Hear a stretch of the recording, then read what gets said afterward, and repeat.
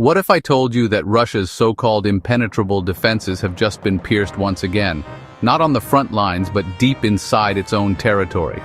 That's exactly what happened when Ukraine launched a bold and devastating strike against one of Russia's key air bases. This isn't just another battlefield skirmish, it's a turning point, a moment that exposes how fragile Moscow's military machine really is. And it reveals something bigger. The future of warfare is no longer about tanks and fighter jets. It's about drones, innovation, and the ability to adapt faster than your enemy. During the night of August 16th to 17th, Ukraine carried out a precision assault on the Voronezh Malshevo airbase, known as Baltimore, in western Russia. What makes this strike remarkable is not just the damage inflicted, but what it symbolizes. Ukrainian drones destroyed two critical radars that form the backbone of Russia's S-300 air defense system, as well as at least two Su-24 bombers. For Russia, the price tag runs into the tens of millions. For Ukraine, the cost was a handful of drones. At first, the Kremlin stayed silent. No official statements, no acknowledgement. But in the age of open-source intelligence, silence doesn't last long. Satellite imagery soon confirmed the destruction. Independent analysts, including the group Cyberbaroshno, examined burn marks across the runway and training grounds of the 108th Anti-Aircraft Regiment. Their conclusion? Two vital radars had been knocked out of action. One was the 76N6, responsible for detecting targets at medium and high altitudes. The other was the 30N6, used for tracking and guiding missiles to their targets. Without these, the S-300 system is effectively blind. Think about that. A defense system designed to shield Russian skies is rendered useless because of two missing eyes. Each radar costs tens of millions to build, and repairing or replacing them takes months. During that time, the Baltimore base is wide open, an exposed nerve right in the heart of Russian territory. The strike didn't just cripple radars, it also destroyed two Su-24 bombers parked on the runway. The Su-24 might be an aging aircraft. It was first designed in the 1960s, but it still carries weight. With the ability to haul more than 8 tons of bombs and operate in low-visibility conditions, the Su-24 remains valuable for Russia's military campaigns. In its reconnaissance version, the Su-24MR, it becomes even more critical. Each aircraft carried a price tag of around $25 million. Overnight, they were reduced to blackened wreckage. How did Ukraine pull this off? While official details remain scarce, multiple reports suggest that swarms of drones were used. Some struck a railway hub in Lysky, others zeroed in directly on the Baltimore base.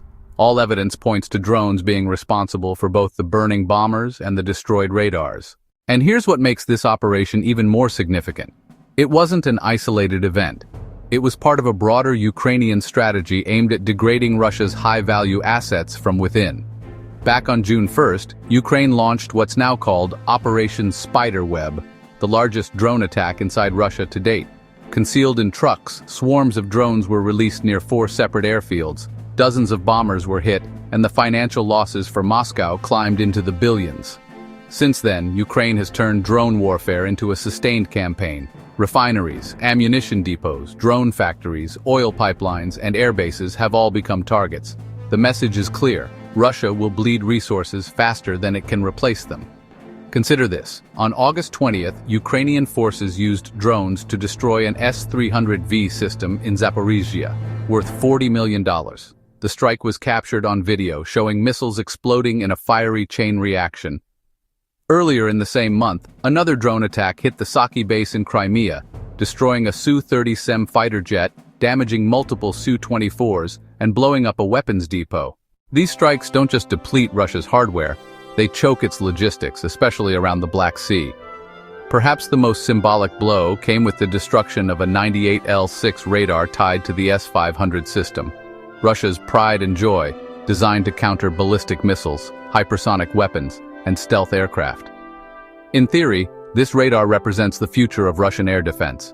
In practice, it was no match for Ukraine's drone assault. If even Russia's most advanced systems can be struck down, what does that say about the myth of Russian invincibility?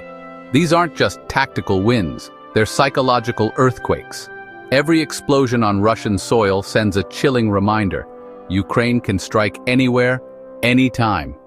Ordinary Russians, once told they were safe and distant from the war, now hear air raid sirens in cities far from the front lines. Fires light up the night sky, drone alerts pop up in local news, and fear spreads like wildfire. This gnaws at morale and chips away at the Kremlin's carefully crafted narrative of strength. The consequences for Russia are severe. Its air defense systems are being dismantled faster than they can be rebuilt. Every radar, every launcher, every aircraft destroyed represents millions lost and months of production time.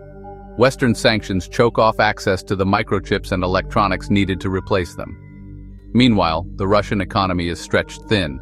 The Kremlin's national wealth fund, once a financial cushion, has been drained. Military spending forces cuts in other areas, while ordinary Russians face inflation and economic hardship. Ukraine, on the other hand, has rewritten the rules of the conflict. In the early days of the invasion, Russia's advantage seemed overwhelming. More tanks, more missiles, more planes. But the rise of Ukraine's drone army has flipped the equation. Tank columns, once symbols of power, are now liabilities, easy prey for aerial hunters. Russian bombers, even when stationed far from the battlefield, are no longer safe. Air bases, once untouchable fortresses, are now vulnerable targets. This isn't just about hardware, it's about technological adaptation. Ukraine has invested heavily in electronic warfare units designed to jam and intercept enemy drones, while developing hunter drones capable of seeking out and destroying their Russian counterparts mid-flight. The result? A shadow war within the war.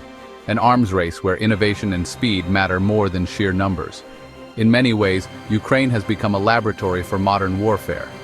Future military historians will look back and say this was the conflict where drones stopped being experimental toys and became the backbone of national defense. They'll say Ukraine wrote the playbook for unmanned warfare, while Russia became the first major power to be humbled by it. For Russia's commanders, the situation is destabilizing. Each successful Ukrainian strike forces internal investigations, reallocation of resources, and desperate explanations to Moscow. Officers scramble to explain why their defenses failed. Soldiers lose faith in their leadership. Time, energy, and money are drained from the front line and redirected toward patching holes in a crumbling shield. Meanwhile, every victory boosts Ukrainian morale. Inside Ukraine, the narrative is one of resilience and ingenuity.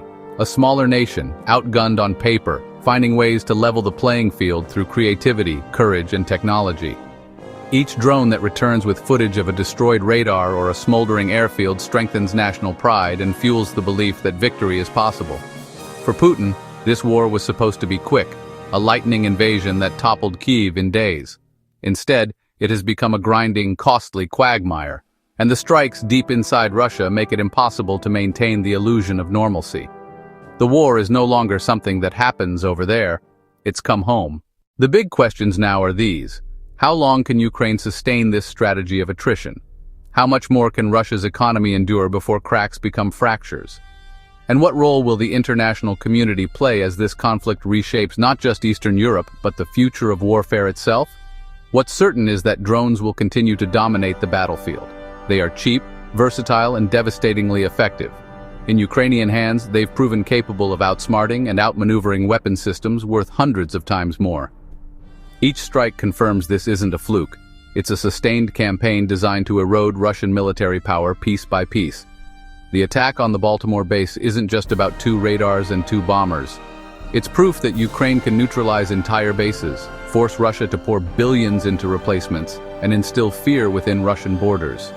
It's proof that modern war doesn't just happen on the front line, it happens at the very core of a nation's military infrastructure.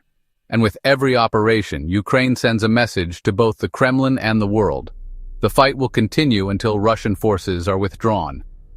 In the process, Ukraine is reshaping the very nature of war, showing that ingenuity, innovation, and determination can be just as powerful as tanks and missiles. So the next time you hear about a drone strike deep inside Russia, don't dismiss it as just another headline. See it for what it is. A glimpse into the future of warfare, and a reminder that the balance of power is shifting, not with bombs and battalions, but with technology, strategy, and the will to fight back. Because in this war, the side with the smarter weapons, not the bigger ones, is writing history, and Ukraine is holding the pen.